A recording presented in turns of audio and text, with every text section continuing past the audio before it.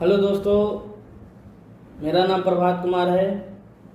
मैं वर्तमान में रेलवे सेक्शन ऑफिसर पर कार्यरत हूँ।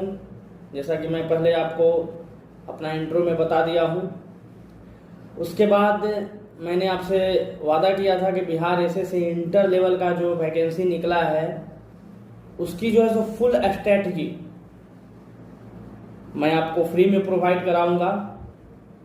तो अपने वादे के अनुसार आपके सामने मैं पुनः हाजिर हो रहा हूं और जो है सो कि सबसे पहले बात कर लेते हैं बिहार एसएससी में जो वैकेंसी निकला है उसका क्वालिफिकेशन क्या है, किस टाइप का जो है सो कौन कौन से लोग अभ्यर्थी जो हैं सो इसमें भर सकते हैं और कौन कौन से अभ्यर्थी जो है सो इसमें नहीं भर सकते हैं। बाहर वाले जो बिहार स्टेट के बाहर वाले छात्र छात्राएं हैं वो इसमें अप्लाई कर सकते हैं या नहीं कर सकते हैं। उसके बाद जो दूसरा रहेगा कब से कब तक एग्ज़ाम का जो ऑनलाइन फॉर्म भरा रहा है उसका डेट कब से कब तक है। उसके बाद थर्ड रहेगा कि आपको कौन सा एग्ज़ाम के लिए प्रिपरेशन करना चाहिए। अगर आप इसी में आखिरी स्टेप ले लिए हैं कि हमको इसी में रहना है तब आपकी क्या रणनीति होनी चाहिए। और दूसरा कि अब अगर सोच रहे हैं कि नहीं, मैं बहुत सारे ऐसे लोग हैं कि जो कि सोच रहे हैं कि नहीं मेरा एक बस बेसिक बन जाए उसके बाद और मैं आगे की तैयारी करूं। तो ऐसे छात्र छात्राएं जो सोच रहे हैं कि नहीं बेसिक बस बन जाए और आगे में जैसे कि डिस्ट्रिक्ट कलेक्टर यूपीएससी का ख्वाब देख रहे हैं। यूपीएससी से होता है सीएडीएफ होता है, जो कर्नल लेफ्टिनेंट लोग बनता है उसका ख्वाब देख रहे हैं। आईएफएस होता है, इंडियन फॉरेस्ट सर्विस होता है। उसके बाद यूपीएससी के तहत आईईएस भी होता है, इंडियन इंजीनियरिंग सर्विस होता है। तो वैसे वैसे छात्र छात्राएं जो कि एक बेस बस बनाना चाहते हैं उनके लिए क्या चीज़ें या कौन पोस्ट लेना चाहिए, कौन पोस्ट को प्रेफरेंस देना चाहिए, क्योंकि ये बहुत मायने रखता है बाबू। मेरे साथ भी वैसे हुआ, मेरे साथ भी जस्ट आप ही के जैसा हुआ कि मैं रेलवे में जब आया तो मेरे को कोई गाइड करने वाला था नहीं कि कौन सा पोस्ट लूँ कौन सा पोस्ट नहीं लूँ, और उसमें जो है सो थोड़ा इधर उधर हो गया। तो जो रणनीति होनी चाहिए वो आपको मैं बताऊंगा कि सूटेबल आपके लिए कौन रहेगा। उसके बाद सिलेबस क्या है, सिलेबस में क्या क्या चीज़ें पढ़नी है, क्या क्या चीज़ें नहीं पढ़नी है। जैसे कि मान लीजिए कि अब सिलेबस देख लिए और अब पता नहीं सिलेबस देख के लूसेंट धर के उखाड़ दिए, तो ऐसे नहीं होता है बाबू। एग्जाम का प्रिपरेशन है, सबसे पहले जान लीजिए कौन सा क्षेत्र से पूछा है क्वेश्चन, कौन सा क्षेत्र से जैसे पूछेगा वो जो है सो आपको मालूम करना पड़ेगा। और इसके तहत मैं बहुत सारी चीज़ें लेकर भी आऊँगा, जैसे कि कट ऑफ पिछला साल का क्या है, इस साल का क्या रहेगा, इस साल का अनुमानित जो है सो वैकेंसी में कितने लोग अप्लाई करेंगे। उसके बाद स्ट्रेटजी आपकी क्या होनी चाहिए, किस टाइप की जो है सो आप रणनीति बनाओगे कि नहीं इसको ऐसे पढ़े, इसको ऐसे पढ़े, इसको ऐसे पढ़े। तो ये बहुत मायने रखता है। जैसे कि मैं आज आप ही लोग के बारे में सोच रहा था, तो जैसे कि मैं कि अगर किसी भी एग्जाम को निकालना है तो सबसे पहले उसके बैकग्राउंड देखते हैं बाबू। जैसे कि कोई पुलिस अगर किसी चोर को पकड़ना है ना तो उसको पीछे को जो है सो बैकग्राउंड देखता है कि वो आदमी जो है सो पीछे क्या क्या किया था, कौन कौन से अपराध किए थे, उसके आधार पर बहुत जल्दी पकड़ा जाता है। अगर शक के आधार पे कहीं पे कोई क्राइम हुआ तो उस क्या होता है उस क्षेत्र में जितने भी चोर लोग हैं उन सबका देखा जाता है रिपोर्ट कि कौन सा क्राइम में इन्वॉल्व है। जो इन्वॉल्व रहता है उसको सामने बुलाया जाता है। तो उसी तरह एग्जाम भी है। एग्जाम में अगर कोई एग्जाम की आप प्रिपरेशन कर रहे हैं तो पिछले साल क्या क्या क्वेश्चन पूछा है, that is the first important thing you have to keep in mind. Okay, तो पहले आपको ये चीजें ध्यान में रखनी है कि क्या हमें क्वेश्चन पूछा है पिछला बार, आगे की रणनीति हम किस प्रकार रखें। तो चलिए आज अभी हम आपको शुरू करते हैं इसका जो नोटिफिकेशन निकला है उसके अकॉर्डिंग आपको इसमें जो जो भी इंपॉर्टेंट चीजें हैं, किसमें टाइपिंग की जरूरत है, किसमें टाइपिंग की नहीं जरूरत है, किसमें क्या सैलरी है, किसमें क्या बेनिफिट है, किसमें क्या चीजें पैसा ज्यादा है, किसमें क्या क्वालिफिकेशन है, कौन कौन से लोग भर सकते हैं, एनसीएल क्या लगेगा, ईडब्ल्यूएस का क्या होगा, ये सब सारी चीजें जो फैक्टर है वो मैं आपको बताता हूं। तो देखते रहिए वीडियो। चलिए दोस्तों, तो हम लोग अब जानकारी लेते हैं बिहार कर्मचारी चयन आयोग के द्वारा जो वैकेंसी निकाला गया है। जैसे कि आप यहाँ देख सकते हैं, इंटर स्तरीय पदों पर वैकेंसी निकाला गया है। विज्ञापन संख्या है 2/23। आवेदन की जो प्रारंभ तिथि है 27 सितंबर से स्टार्ट होगा बाबू, ये ध्यान में रखना बात, और 11 नवंबर को इसका अंतिम दिन है। काफ़ी सफिशिएंट टाइम दिया है। इधर अगर जोड़ा जाए तो 11 प्लस 1 महीना इधर हो गया, प्लस 3 दिन और 14 महीने, 1.5 महीना तक टाइम दिया है अप्रोक्सीमेटली।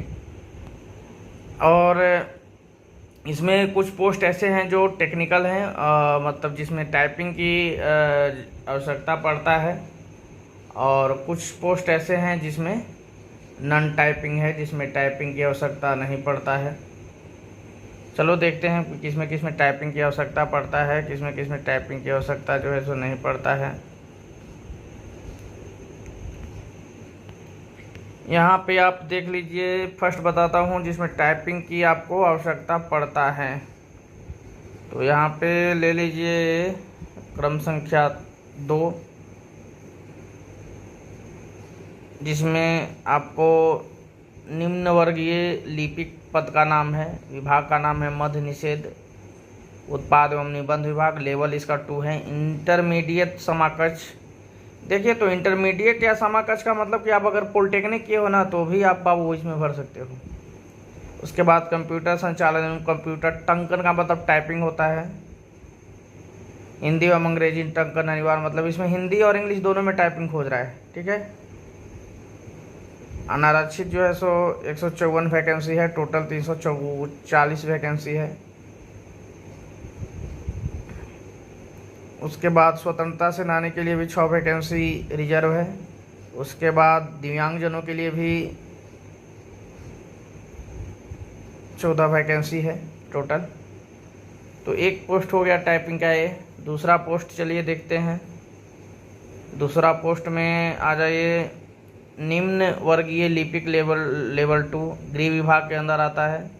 इसमें इंटरमीडिएट या समाकक्ष लेवल 2 का जॉब है। उसके बाद कंप्यूटर संचालन एवं कंप्यूटर टाइपिंग होना चाहिए। कंप्यूटर पर हिंदी में वर्ड प्रोसेसिंग और टाइपिंग आना चाहिए, मतलब वर्ड जो प्रोसेसर होता है उसका थोड़ा बहुत ज्ञान होना चाहिए। ये 2 हो गया टाइपिंग का। उसके बाद आ जाते हैं थर्ड वाले पे, निम्न वर्गीय लिपिक लेवल 2 इंटरमीडिएट या समाकक्ष गृह विभाग के अंदर आता है। कंप्यूटर संचालन एवं कंप्यूटर टाइपिंग की जो ज़रूरत है, इसमें भी केवल हिंदी खोज रहा है। उसके बाद टोटल हो गया 3। उसके बाद आ जाते हैं निम्न वर्गीय लिपिक, सीरियल नंबर आ जाइए क्रम संख्या 9 में, हिंदी एवं अंग्रेजी टाइपिंग एवं कंप्यूटर संचालन में विंडो ऑपरेटिंग सिस्टम जैसे कि MS Word, MS Excel, PowerPoint, internet पर काम करने की दक्षता, ये सब तो होता ही है नॉर्मली। अभी जो तत्कालीन जो डिजिटल इंडिया हो गया है उसके अकॉर्डिंग तो सभी लोगों को अप्रोक्सीमेटली नॉलेज होता ही है, लेकिन जो रूरल एरिया में लोग रहते हैं उसको उतना नॉलेज नहीं होता है, तो आप लोग इसको देख लीजिएगा। उसके बाद सहायक अनुदेशक, मतलब आपका टंकन टाइपिंग से रिलेटेड है, आप वहाँ भी ऑफिस में जाइएगा तो टाइपिंग वाला ही काम करिएगा। मंत्रिमंडल सचिवालय राजभाषा के अंतर्गत विभाग में हिंदी और अंग्रेजी में टाइपिंग होना चाहिए, इंटरमीडिएट समकक्ष। ये जो है ना विभाग, इसमें आपको बहुत कम काम रहेगा। तो अगर आप मान लो कि और अलग प्रिपरेशन करना चाहोगे बाद में फ्यूचर में और ऑफिसर के लिए, तो ये मेरे अंदाज से बहुत बेटर रहेगा, क्योंकि टंकन टाइपिंग राजभाषा से रिलेटेड उतना रहता है, इसमें ज़्यादा काम उम नहीं रहता है। जैसे कि मैं यहाँ पे देखता हूँ उसके अनुसार मैं बोल रहा हूँ। फिर निम्न वर्गीय लिपिक, इसमें आपको लेवल 2 का है, नागरिक सुरक्षा महानिदेशालय के अंतर्गत है। कंप्यूटर टंकन ज्ञान के साथ इंटरमीडिएट उत्तीर्ण एवं समकक्ष। कंप्यूटर संचालन में कंप्यूटर टंकन, ठीक है। उसके बाद आप आ जाइए निम्न वर्गीय लिपिक कंप्यूटर संचालन में कंप्यूटर टॉपिंग, ठीक है। उसके बाद जो विकल्प है वह मतलब ये होनी भी चाहिए, नहीं हो भी तो चलेगा। जैसे कि पंचायत सचिव, कंप्यूटर टंकन का नॉलेज होना चाहिए बाबू, बहुत इंपॉर्टेंट। पंचायत सचिव के लिए कंप्यूटर टंकन एवं MS ऑफिस का ज्ञान होना चाहिए। उसके बाद निम्न वर्गीय लिपिक में आप देख लीजिए कंप्यूटर संचालन टंकन का ज्ञान होना चाहिए। अब आपको मैं बहुत इम्पोर्टेंट चीज़ बता रहा हूँ, इम्पोर्टेंट जो चीज़ें हैं उसके बारे में मैं जानकारी देना चाहता हूँ। इसमें जो आपको बहुत इम्पोर्टेंट जॉब है, अगर आपको राजस्व कर्मचारी में, मैं इसको दूसरे इंक से मैं कर देता हूँ, आपको राजस्व कर्मचारी में और पंचायत सचिव में, ये दोनों जो है सो लेवल 1, 2 है और 1, 3 है। इसके अंतर्गत जॉब हो जाता है तो आपको बल्ले बल्ले है बाबू। कहने का मतलब है कि इसमें आपको पैसा भी है पूरा, मतलब एक तरह से अगर आउटी बोला जाए, आउटी लोग बोलते हैं, उसमें पूरा पैसा भी है और पूरा व्यवस्था भी है, टाइम भी है लोगों के साथ, लेकिन जुड़े रहोगे। और पंचायत सचिव तो अभी आप अपने घरों में देखते ही होंगे। पंचायत सचिव जिसके अंतर्गत कि मतलब जितना भी आप क्या था नल जल योजना, उसके अंतर्गत देखो कितने लोग पंचायत सचिव राजा हो गए। तो ये सब चीज़ें पोस्ट है। तो इसमें देखिए राजस्व कर्मचारी और पंचायत सचिव में मैं बोलूँगा कि पंचायत सचिव आप सेलेक्ट कीजिए, क्योंकि जिस प्रकार के सरकार पे डिपेंड करता है। सरकार जो है सो अगर मान लो कि थोड़ा सा एक्टिव है तो फंड उन देती है, और पंचायत सचिव का मतलब पूरा पंचायत का हेड होता है, तो उसमें जो है सो कि आप अच्छा खासा कर सकते हो। ऐसे राजस्व विभाग भी अच्छा है। दोनों में से अगर हमको बोला जाए कि आप कौन सा सेलेक्ट करना चाहोगे तो मैं पंचायत सचिव को ज़्यादा दूंगा, क्योंकि गांव घर में जानते ही हो कितने पंचायत सचिव होते हैं, हर एक काम के लिए उनको पास जाना पड़ता है। और अगर वैकेंसी की बात किया जाए तो देखिए टोटल इसका जो पंचायत सचिव का है उसमें जो वैकेंसी है देखिए कितना है लोगों को। उसके बाद जो है सो जानकारी प्राप्त होगा।